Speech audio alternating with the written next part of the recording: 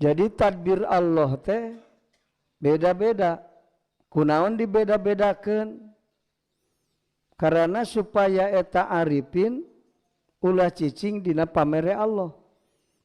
Mun Allah mere beunghar da sakapeung sok aya pakir di urang.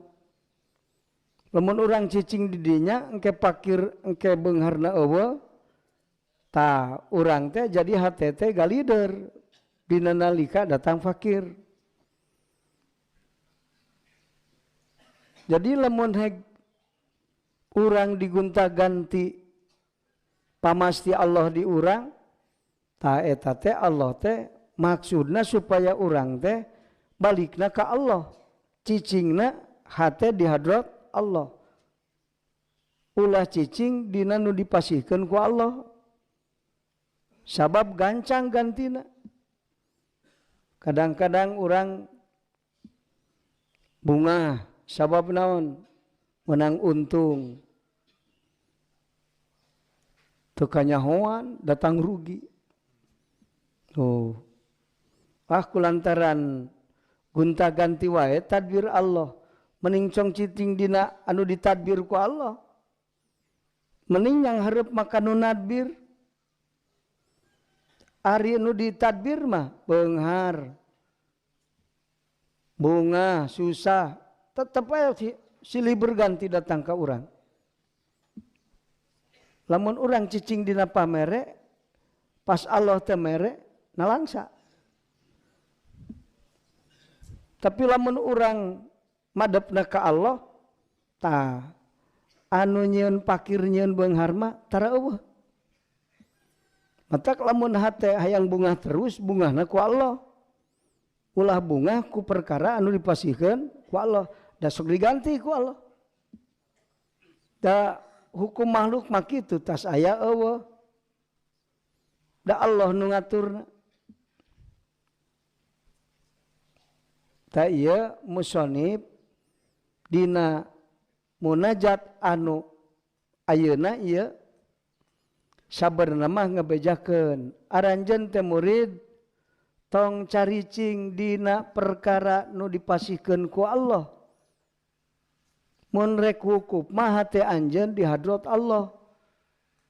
Sabab perkara nu ditadbir mah kadang-kadang silih berganti. Matak arifin mah ngaturna atawana ngurusna teh napas lain poe. Keur ka jero napas, keur eling atau keur poho. Keur kaluar napas keur eling atau keur poho. Nu mantak dina tiap napas teh aya perkara nu dipasti ku Allah dina eta napas. Keur iman atawana keur goplah. Keur tajalli atau keur mahjub urang. Arifin mah eta kan. Lamun napas ka jero teh teu ngaku rek kaluar. Panari ukang urang mah lain napas. Ke tahun hareup ku aing cenah. Jauh-jauh teuing. Matak cek ali hakikat mah lamun hirup ayeuna hate ngaku isuk rek hirup tulul amal eta ngaranna. Lamun hirupna ngitung poe we heula Kang, da moal asa pakir. Sok geura. Ayeuna kieu bade naros Kang. Urang teh sok tuang. Sok. Poe ayeuna dahar. Aya sesana keur dahareun anu salian ti poe aya. Teh eta beunghar ngaranna. Pan ari pakir mah butuh 10 boga 3. Ari ieu mah sesa. Akang boga 200.000. Pake biaya hirup ayeuna. Ya Kang mun hirup sok aya duit sesa tara. Mun sapoe-sapoe ayanya. Nu matak teu pernah teu boga duit kajian saeutik. Tah eta teh sesa. Sesa biaya hirup beunghar eta teh. Urang mah fakir we. Sawah geus ngamplang, duit loba. Da mikirna 10 tahun ka hareup. Jadi we asa fakir. Tapi lamun sapoe-sapoe we heula. Tiap poe beas aya sesana, sesa masak poe harita. Beunghar teh jadi aya sesa. tina biaya hirup. Ya fakir teh atuh da cek nafsu lain cek akal. Cek akal mah beunghar. Nu palakir ya baleunghar sebenarnya. Kan kulantaran hirupna diukur ku nafsu jadi asa fakir. Kunaon Kang ceurik lungit duit 200 juta. Ari di imah aya keneh duit, aya 500 juta deui atuh kudu yang cerikan nu eueuh. Nikmati we nu eta. Nu aya. Bener Kang? Sok. Da urang mah yang sara-sorangan hirup teh teu da. Kulantaran hate teh nyaho Allah. Jadi dinya nyeri sorangan. Disingsieunan ku sorangan. Boga duit 10 juta. Alah sia duit 10 juta mah bulan hareup rek kumaha sia hirup. Tuh bulan hareup na ge can aya. Rikus bingung ti ayeuna. Atuh sapoe-sapoe lah hirup teh Kang. Aya sesana poe ieu aya beunghar aing teh berarti. Isuk dahar deui biayaan deui hirup aya sesana aya aya unggal poe aya sesana teh ya.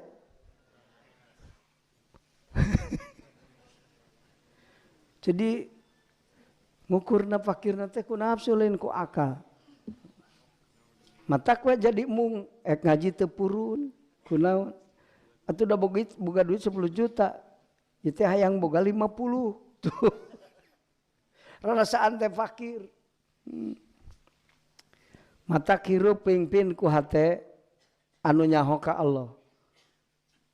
Nu matak cek Abdullah bin Hijazima di mana hate caang ku nur ma'rifat mal pernah bingung ku urusan dunia saumur hirup.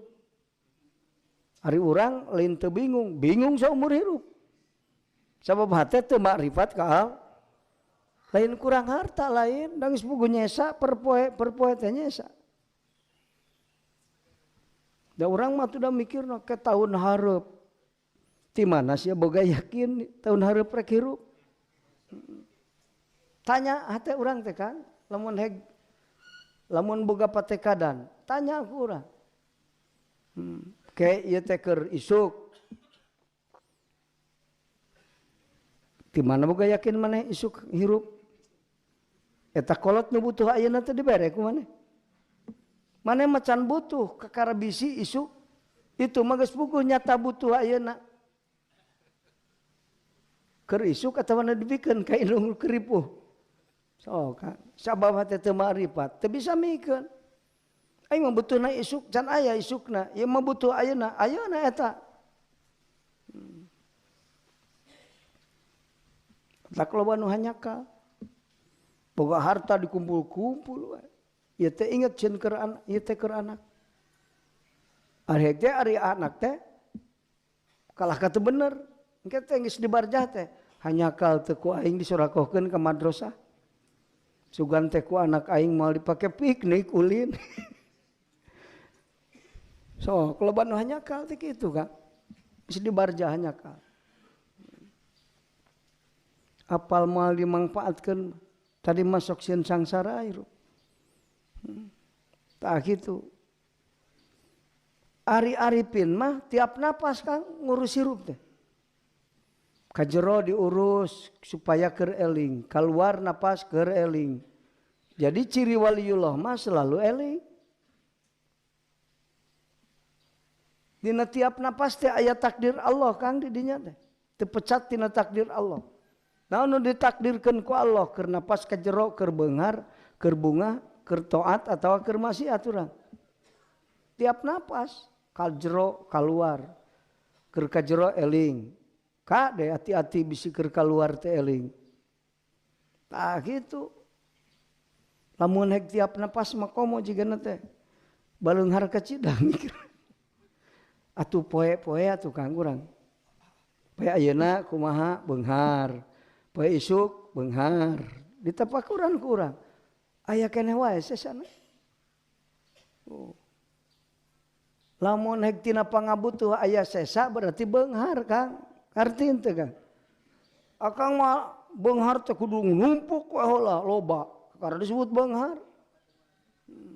Lain. beunghar malin sakala loba tapi boga harta nyukupan keur nyumponan pangabutuh. Tah eta ari teu butuh mah kareta ingtang mikiran duit. Ayeuna aya nu mikiran teu boga duit keur ngaji. Angke ari geus biji lek meuli sirop kakara butuh. Ieu mah keur ngaji geus mikiran kayak keur meuli sirop eueuh aing duit ka saha ngijam duit. Atuh ngajina teh teu mikir. So Kang eta teh perbawa naon? Perbawa nafsu. Nah, artina urang Kang ya di mana di tiap napas Allah masti naon nu aya dina eta napas harita ulah cicing di dinya. Gitu.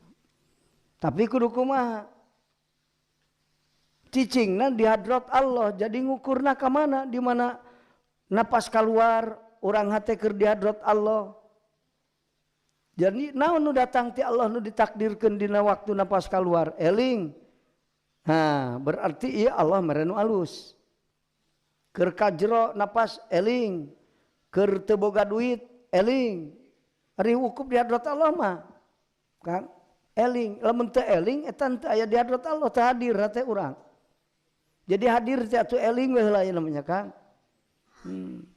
Ari hadir teh aya dina maqam muhadharah. Beda-beda hadir teh aya dina maqam wasilin, aya dina maqam musyahadah kan. Hadir teh eling we atuh nama heula.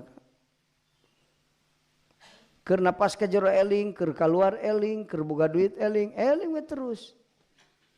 Di mana urang eling ka Allah, sing ingat Kang, di mana jalma hatena eling ka Allah, Allah bareng jeung eta jalma.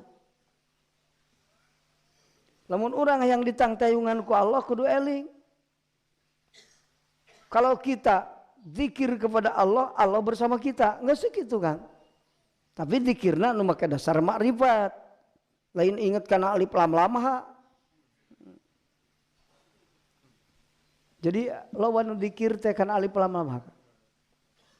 Matak dina kitab Si Abdul Muhyi mah man dzakarallaha la ya'lamullaha. Panda teh saliwat mah yang ngaduru kitab teh kan. Sanu dikir ka Allah teh nyahoan Allah. Piraku eta logat harfiah.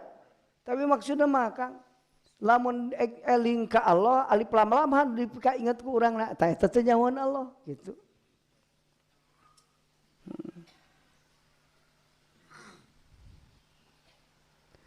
Faiza